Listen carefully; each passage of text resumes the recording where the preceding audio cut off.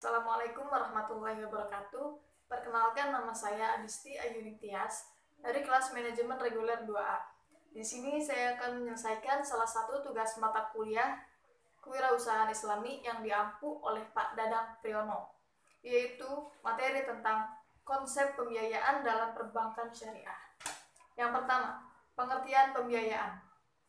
Pembiayaan selain dikenal dengan istilah utang piutang, juga dikenal istilah kredit dalam perbankan konvensional dan istilah pembiayaan dalam perbankan syariah. Pembiayaan selalu berkaitan dengan aktivitas bisnis. Pembiayaan atau financing ialah pendanaan yang diberikan oleh suatu pihak kepada pihak lain untuk mendukung investasi yang telah direncanakan. Dalam kaitannya dengan pembiayaan pada perbankan Islam, istilah teknisnya disebut sebagai aktiva produktif.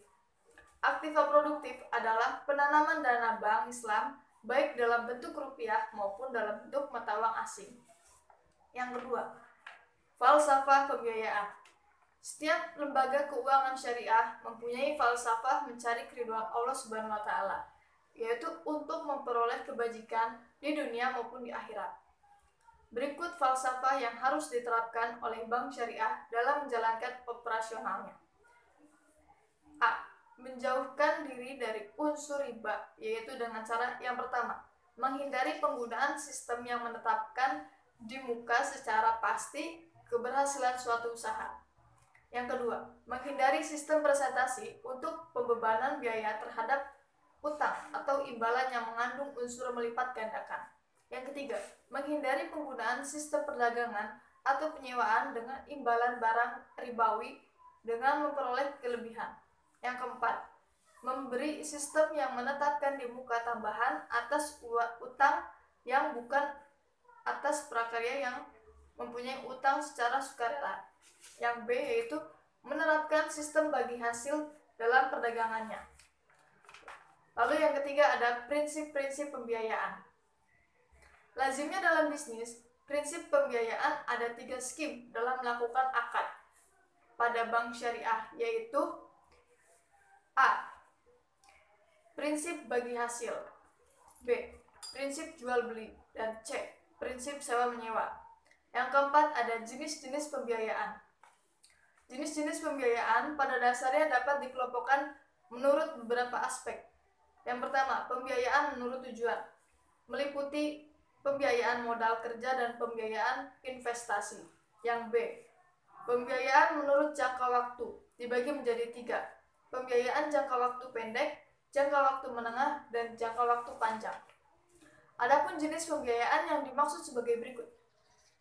A. Pembiayaan yang bersifat aktiva produktif, yaitu yang pertama, pembiayaan dengan prinsip bagi hasil, meliputi pembiayaan mudharabah dan pembiayaan musyarakah.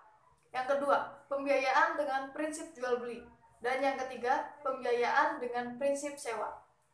Yang B, pembiayaan yang bersifat aktiva tidak produktif.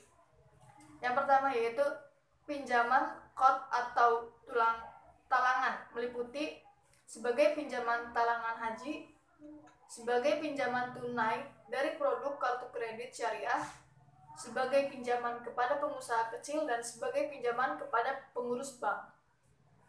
Yang kelima, analisis kelayakan pembiayaan. 2 fungsi utama bank syariah adalah mengumpulkan dana dan menyalurkan dana. Secara umum, analisis kelayakan pembiayaan tersebut terdiri atas beberapa tahapan, yaitu yang pertama, pendekatan analisis pembiayaan. Yang kedua, penerapan prinsip analisis pembiayaan. Yang ketiga, penerapan prosedur analisis pembiayaan. Dan yang keempat, penentuan kebijakan pembiayaan bank syariah. Yang keenam, pengawasan dan penanganan pembiayaan bermasalah.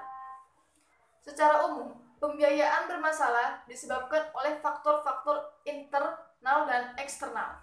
Langkah pengamanan yang dilakukan bank syariah untuk mengendalikan terjadinya pembiayaan bermasalah dapat dilakukan sebagai berikut. A. Sebelum realisasi pembiayaan, dan B. Sesudah realisasi pembiayaan.